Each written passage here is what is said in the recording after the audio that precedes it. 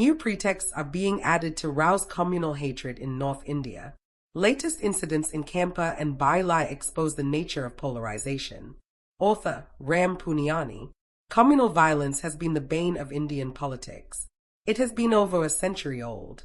The violence is generally a planned one, according to most scholars of this phenomenon. This violence is followed by rise of communal polarization. The scholars have also opined that riots produce ethnic polarization that benefits ethno-religious parties at the expense of the Congress. They maintain that while the Hindu-Muslim riots are electorally costly for the Congress, these riots in effect strengthen the ethno-religious parties at the expense of multi-ethnic ones like the Congress. True to this observation, more and more pretexts are generated to instigate violence and to reap its electoral benefits. The new pretexts continue to be added onto the long list: loud music in front of mosque, throwing beef in temples, and spreading rumors, which have been the central to hate-spreading phenomenon. To this has been added the demonization of Muslim kings, temple destructions by them, spreading Islam by sword. Their large families being threat of Hindus becoming minority in this country were added to the hate creation mechanisms. Last few decades has also seen the addition of cow, beef eating, love jihad. Many other jihads, most important being Corona jihad, land jihad, and the latest being paper leak jihad.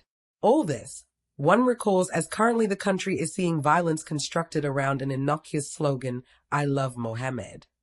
It began from Kanpur when on Milad-un-Nabi, the procession celebrating the birthday of Prophet Muhammad, some people objected to the banner, "I love Mohammed," on the ground that a new tradition is being added to the religious festival. Section in the police accepted this argument and filed fines against those carrying such posters. This is in total violation to the norms that a peaceful procession expressing their respect for this prophet is not a violation of any norm. The violence around this spread in many districts in UP. The Kanpur incident was the first one, and it saw a repeat in Bareli, Barabanki, and Mao district in UP, and in Kashipa in Udham Singh Nagar district in Uttarakhand, and in many other places. In turn, the poster tearing and violence followed, and the atmosphere was vitiated. So far as per the documentation of Association for Protection of Civil Rights, APCR, fires related to I Love Mohammed are as follows: 21 fires, affecting 1324 people and 38 arrests.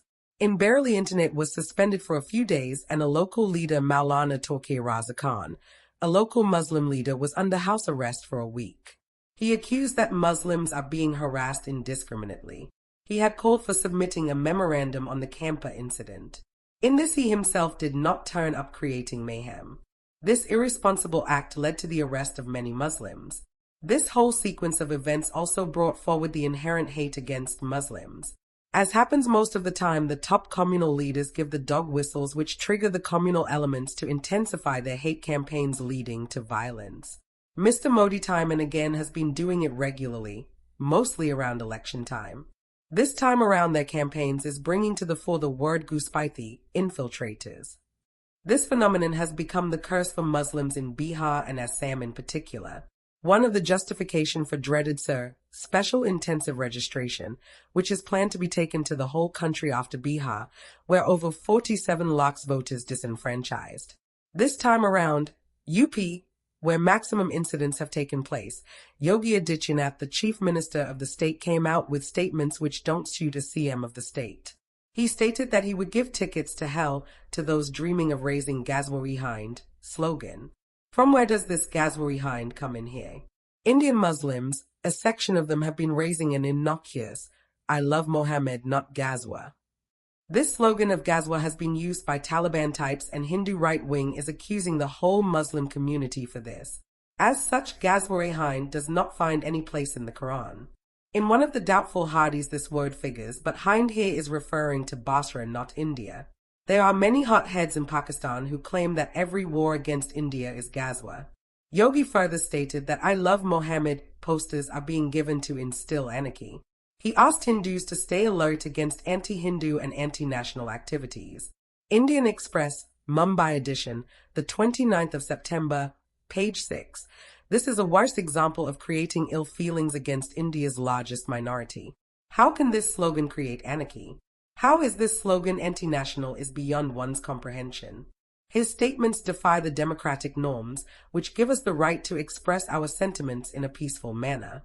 This whole episode of I Love Mohammed is further worsening the intimidation and marginalization of Muslims. Such a display of affection for one's prophet comes very much within the democratic expression of speech. As some Taliban-type elements in Pakistan claim that every confrontation with India is Ghazwa, here our Prime Minister is taking the matters in a similar direction. After the victory over Pakistan in cricket, he said this was an extension of Operation Sindoor. In this situation, how does the Muslim community respond? Bringing out such peaceful processions is totally normal in contrast to the Ram Navami procession with DJs playing loud music and putting a saffron flag over mosques. Some of our Hindu festivals are being weaponized. Afan Engineer and Nihar Dabad's book Weaponization of Hindu Festivals in their ground-level investigation show us that Ram Navami procession in particular is being used to create nuisance around mosques and Muslim-majority areas. The obverse of this is to demonize Muslim festivals. Milad Nabi with I Love Mohammed is the painful example. Such hateful responses to Muslim festivals, as seen lately, add to the partitions of the hearts, the polarization of the community, and very undermining of the values of our fraternity, an integral part of Indian constitution. Also, the type of statements being made by the UPCM totally defies constitutional morality. Muslim community needs to be realistic and avoid giving any pretext to the Hindu communal elements to pounce upon them or to demonize them further.